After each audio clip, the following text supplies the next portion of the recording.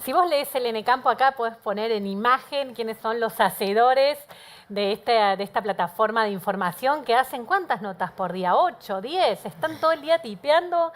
10 de la noche estamos acá tipeando. La verdad que un placer tenerlos. Dream Team de N-Campo. Le doy la bienvenida a Fernando Bertelo, Belkis Martínez, Cristian Mira, Mariana Renke y Pilar Vázquez, colegas. Un placer tenerlos. Nos prometieron anticiparnos todo lo que viene en lo que tiene que ver con el mundo del campo. Fer Bertelo, arranco por vos. ¿Cómo es el humor del productor hoy? Bueno, a ver, ¿Está más tranquilo con los anuncios del gobierno? ¿Le alcanzaron? ¿Esperan más? Igual en un ratito viene Iraeta, que lo vas a entrevistar y prometió responderte todo. Sin duda, no hay que perderse la próxima entrevista. A ver, de algún modo, el humor tiene como distintos niveles, ¿no? O sea, uno que tiene que ver claramente con la percepción de cómo está el negocio hoy. Otro tiene que ver con justamente las expectativas de lo que viene del lado del gobierno, que son cuestiones que al productor le impactan de una manera u otra, y otra tiene que ver con las cosas que no se pueden hacer y que el productor no tiene otra cosa que tratar de adaptarse y ver cómo llevarlo adelante. Por el lado del humor, hoy el productor tiene la sensación de que claramente en lo que es la parte económica, la política económica se está yendo por el camino correcto. Obviamente ya no tiene que estar pensando en cuántos dólares tiene que estar atento, básicamente para poder comercializar, comprar insumos. Por ese lado claramente se ha bajado ese nivel de incertidumbre. Y después tiene un negocio donde los números, por lo menos para la campaña nueva, son estrechos, ajustados, en algunos lugares con márgenes negativos, sobre todo lo que tiene que ver con campos alquilados, pero esta medida de rebaja permanente de retenciones, obviamente el productor espera más y espera que en algún momento ese más llegue, porque hay que tener en cuenta, 26% de retenciones en soja es mucho. Prácticamente estás entregando al Estado una cosecha de soja cada 4 años en este equivalente, ¿no? Directamente solo con ese impuesto. Con lo cual, obviamente, está con la expectativa, quiere ver más señales hacia adelante para seguir invirtiendo, pero el productor argentino claramente es muy resiliente, alguien que la pelea, lamentablemente mucha gente ha quedado en el camino en estos últimos 20, 30 años. ¿Hay un número? A ver, se habla de que alrededor de 200.000 productores es lo que se ha achicado en los últimos 30 o 40 años, ¿no? O sea, el productor que hoy está en la actividad, que obviamente tenemos productores chicos, medianos, grandes, el que sigue en la actividad está apuntando justamente en ver cómo aprovechar la tecnología y obviamente viendo también qué señales recibe la política. O sea, yo insisto en este tema de la carga impositiva porque claramente el productor argentino compite contra países vecinos que no tienen esta carga impositiva de retenciones, ¿no? Y por lo menos ve que el gobierno está dando una señal, quiere aferrarse a que esa señal de acá, quizás al término de este mandato, se quede en el nivel 0% de retención. Belkis, hablamos de organismos descentralizados, hubo muchas noticias en los últimos meses. ¿Cómo lo estás viendo? ¿Qué va a pasar con el INTA, con el NACE? Recordemos que una de las medidas importantes que tomó el gobierno de Javier Milei fue descentralizar todos aquellos organismos que eran autárquicos, es decir, aquellos organismos que manejaban su propio presupuesto, su propia caja, y eso es lo que en el gobierno hacía ruido. En el gobierno, y entre las medidas para poder reducir el gasto y poder llegar al déficit cero que está buscando, lo que hizo fue tratar de reducir todo lo que son las plantas que ellos llaman organismos sobredimensionados. El INTA es uno de los organismos en los cuales el gobierno puso foco porque tiene más de 6.300 trabajadores. Eso es un montón, lo que ellos llaman, comparado con ministerios como Economía. Entonces lo que hizo fue tratar de regularlo a través de decretos, el decreto 462, que también eliminó el INASE. El INASE, el INB, el Instituto de Vitivinicultura, que pasan a depender de la Secretaría de Agricultura. Todo lo que es administrativo pasa a ser toda una masa que dependerá directamente de Economía y de la Secretaría de Agricultura. ¿Y cómo sigue esto, no? Hasta ahora esto es lo que se hizo.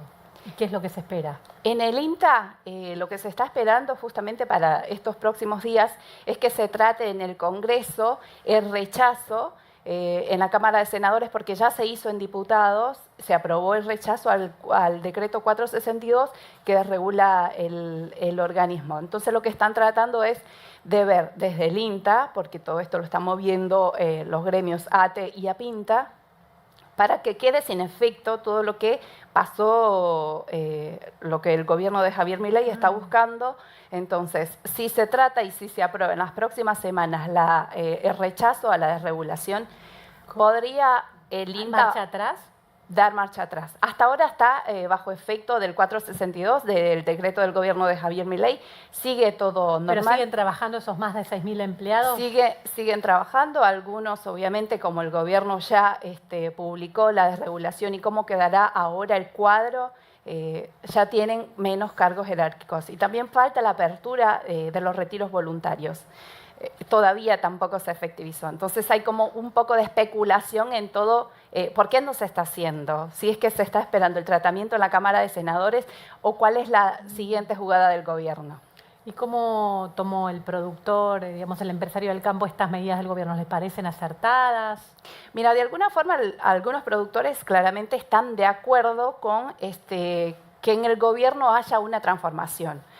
Porque en el INTA, al haber tanto personal y está tan segregado el organismo en todo el país, porque tiene alcance desde a lo largo y a lo ancho del país. Entonces, esto lo que dicen es, si tiene que haber una transformación, se tiene que hacer una transformación concientizada, que realmente le aporte valor agregado, que realmente potencie al INTA, pero no tratando de sacarle toda la autarquía, porque ahora solo una persona, que es el presidente, hoy Nicolás Bronzovic, tiene mando absoluto de todo lo que sucede allí. Y eso es lo que están tratando de evitar, que solo una persona decida sobre todo lo que sucede en el INTA.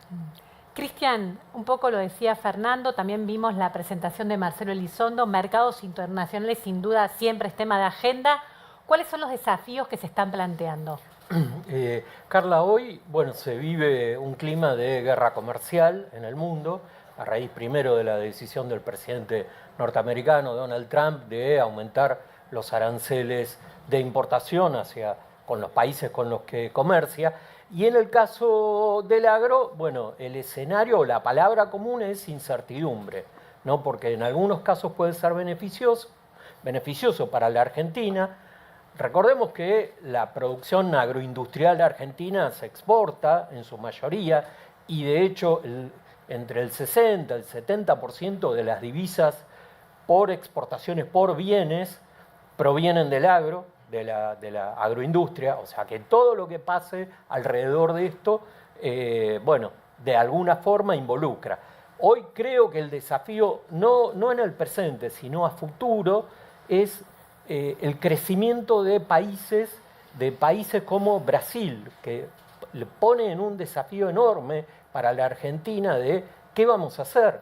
Hay un trabajo, mira, Carla, de Gustavo López, que es un analista del mercado de granos, estaba leyendo en una revista, que él planteaba que Brasil tiene la posibilidad de crecer en 28 millones de hectáreas de acá a los próximos 10 años, que podría aumentar la producción de granos de casi 300 millones de toneladas a 460 millones de toneladas de granos. Es decir, prácticamente podría duplicar en pocos años, avanzar en superficie que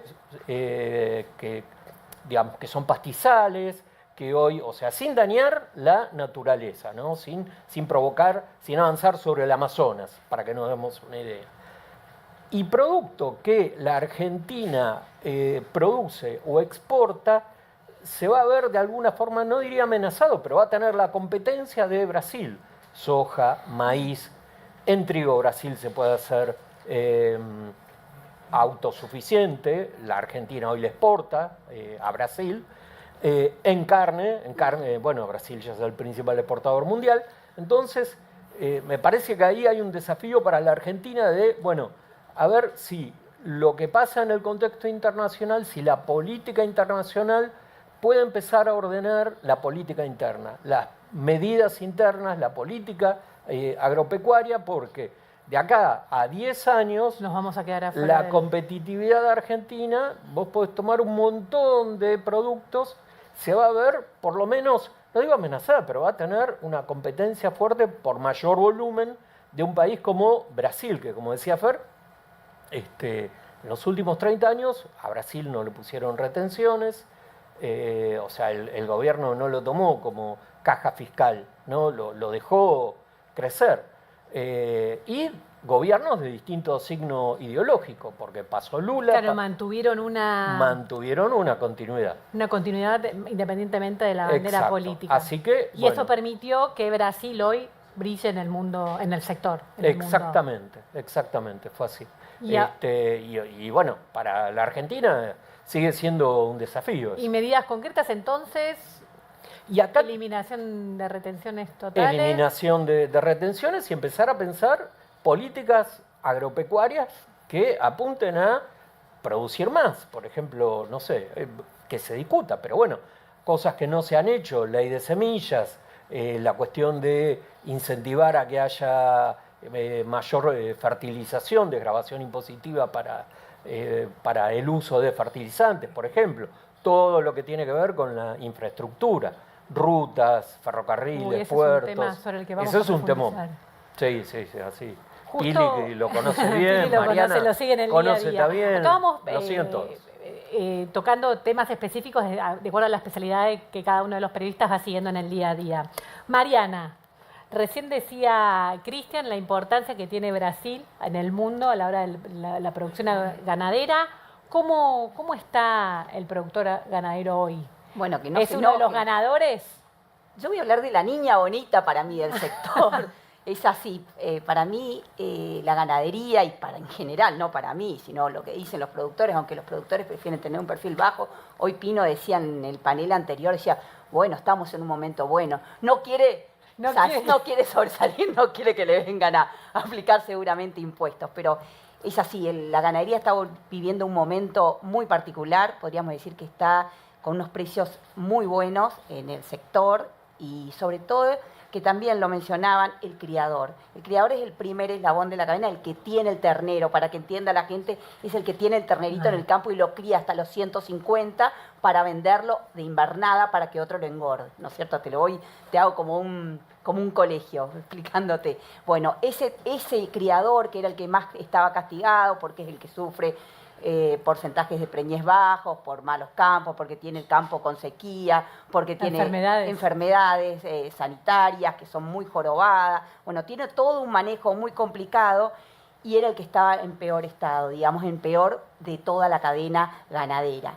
Ahora el precio ha mejorado, la invernada tuvo un reflote, tiene unos precios muy importantes y a su vez el precio, digamos, en el consumidor, o sea, el precio del kilo vivo de faena, que es el que va al mercado, se remata y va al frigorífico para comer, digamos, para comer o para exportarse, en este caso, el consumo doméstico o exportación, ese también está en valores muy importantes, superando el precio promedio, siempre era de $1 y hoy está en casi $2,50 el precio del kilo vivo para hacerte un caso.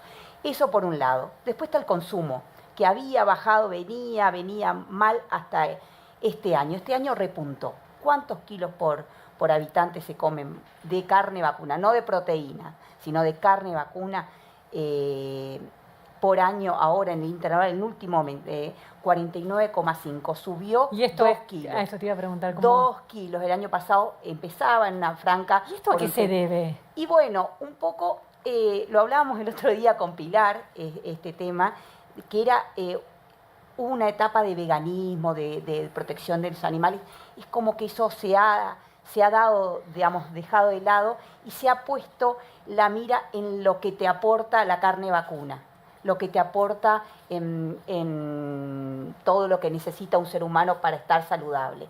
Por un lado eso, y por otro lado, no sé, seguramente ha subido también la carne de pollo, ha subido también la carne de cerdo, que son las 3 carnes, digamos, que tienen mayor porcentaje, digamos, de carne que se consume en el país.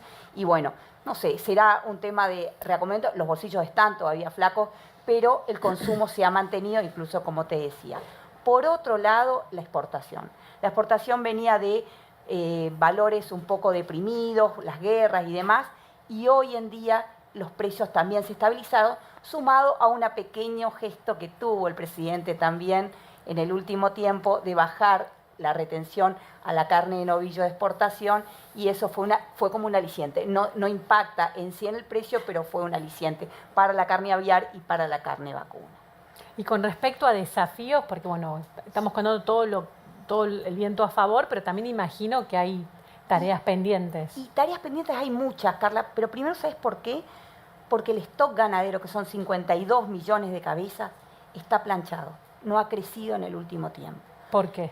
Porque por malas políticas que fueron a lo largo de los años, que un productor ganadero se pasó, levantó los alambres, levantó el molino y se fue a la agricultura por más rentabilidad. Y ahora quiere volver. Y ahora, y es lo que hablaba hoy con Claro. Cristian, de decir que viene a un esquema mixto. Antes había un esquema mixto, tenían sus vaquitas como resguardo de valor.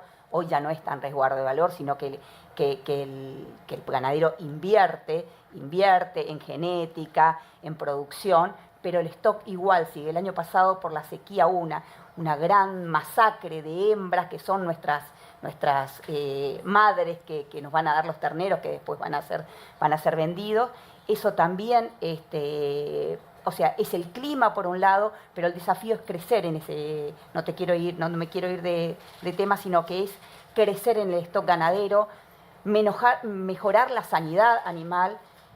¿Cómo se mejora ese stock ganadero? Mejorando los índices de preñez y los índices de destete, porque en ese lapso, entre el índice de preñez, vos, por ejemplo, tenés un rodeo de 100 vacas, ¿no? 100 vacas.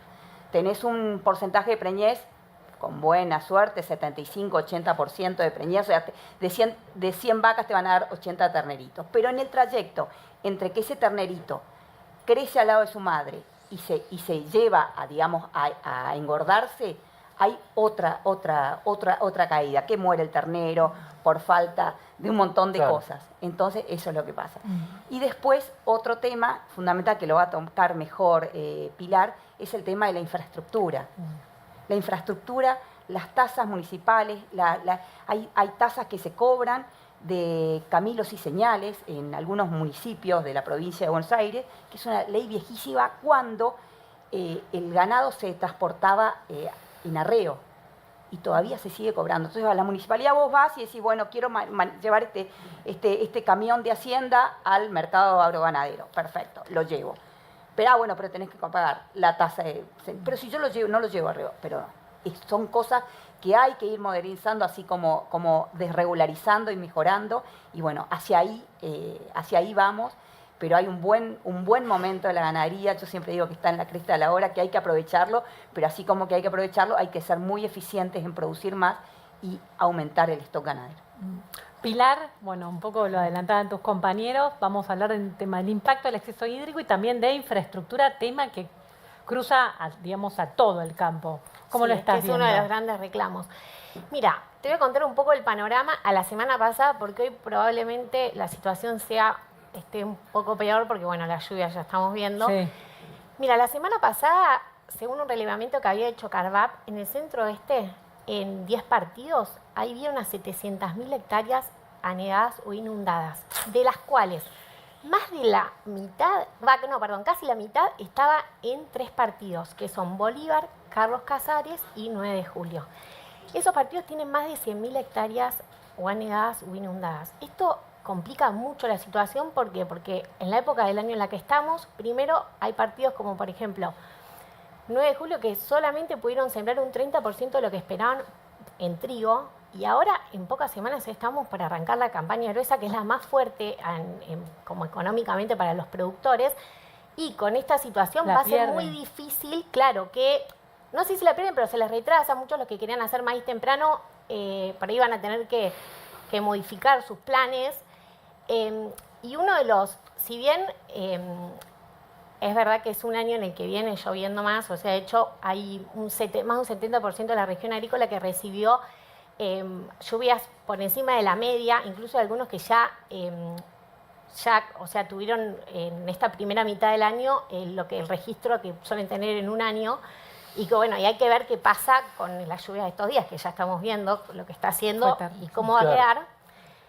Si bien es verdad eso, también el reclamo de los productores es que hay, por ejemplo, está el plan, la obra del plan maestro del Río Salado, que es una obra que se anunció hace 25 años, que se fue haciendo, se completó solo un poco más del 50%. Y eso, si esa obra estuviese hecha... Y esa obra plantea que nos mejore... O sea, posiblemente se hubiese evacuado mucho mejor el agua, la situación sería diferente. Hace 25 años está ese proyecto o sea, está en hace marcha. 25, pero sí, 25 años. Claro. Y, por ejemplo, Y tuvo hay un una corte parte... de presupuestario este año. Sí, y de hecho hay una parte que hay unos 30 kilómetros, que es en el partido de Roque Pérez, que incluye está Lobos, 25 de mayo, y bueno, Roque Pérez, en donde son 30 kilómetros que están funcionando ahora como un cuello de botella porque ahí no se hizo el dragado, está frenada la obra, entonces toda la otra parte es como que el agua llega hasta ahí, no encuentra, pierde su curso y se terminan inundando un montón de campos. Y también la parte, no es solo lo que no está hecho, sino también el mantenimiento de lo que hay, que es otro de los reclamos de los productores. ¿Por qué? Porque no solo esto lo que es desagüe, los canales que no están bien mantenidos, sino también el tema que hablábamos un poco todos de los caminos rurales. Que hay productores que en este momento están sacando tameros, por ejemplo, que son de los que están más perjudicados, sacan la leche la leche la tenés que sacar de los campos, Sí, o claro. sea, tenés que ordeñar, eso no puede esperar, la tienen que sacar por los caminos, no pueden sacarlo por los caminos o con tractores directamente, o sea, tiran con tractores, hay imágenes de hasta 3 tractores tirando un camión de leche, es una locura eso. Y después también los productores no pueden sacar, muchos tienen ahora en silos o necesitan sacar los cereales, ahora que hay que empezar, después va a empezar la cosecha del trigo, después, bueno, o sea, todo lo que es para el movimiento y la logística también está recomplicada si no hay mantenimiento. Y eso es uno de los reclamos que viene haciendo el campo porque se les cobra a los productores la tasa vial, que tendría que tener una contraprestación de servicio, y reclaman que se la suben hay subas hasta un 100%, más de un 100% Suben al anual. 100% igual tienen que hacer eso para Claro. poder sacar el Sí. producto del no, campo. han dicho, los productores vienen haciendo muchas cosas. De hecho, hicieron hasta semáforos de que los productores hacen relevamientos de cómo están los caminos. Los propios productores, muchos pagan el mantenimiento porque, si no, bueno, obviamente pierden la producción y todas las complicaciones que esto trae. ¿Y esta situación en este momento se está tocando fondo? ¿Cómo fue históricamente? ¿Nunca estuvimos peor que ahora en tema de caminos, infraestructura? No, Hubo directo, pero ahora lo se que ha pasa revisto que eso, en esto este de los momento, dos- de los dos. en este momento queda más expuesto todavía, ¿no? O sea, porque tenés la conjunción de factores de un sector aportando millones y millones, no solamente a retenciones, sino el caso de las tasas, contra servicios que no existen. Entonces creo que con la situación actual queda en más evidencia la falta de infraestructura, ¿no? O sea, y el drama de que no solamente le afecta al productor, sino a la comunidad en general.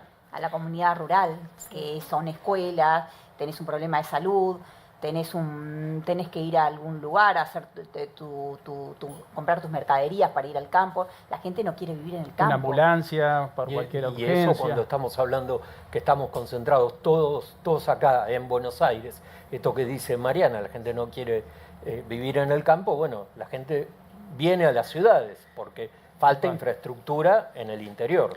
O sea, ese es uno de los grandes desafíos. me Hubo parece. casos de familia, hace poco entrevisté unas familias que tuvieron que irse para los pueblos para que los chicos pudieran ir a clases, porque tampoco está habiendo clases en muchas localidades de Buenos Aires, porque no pueden transitar, incluso las maestras, los padres que no pueden llevar a los chicos.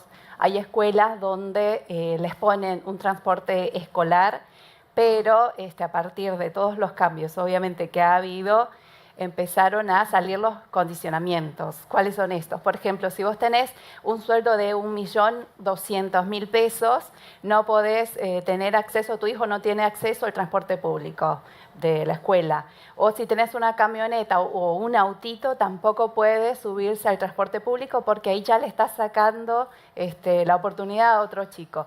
Y ahí está generando un cuello de botella de chicos que no pueden asistir a clases, que no pueden educarse, y entonces, ¿qué hacen los padres? Se van, la madre se va a los pueblos para que el chico no pierda el año escolar.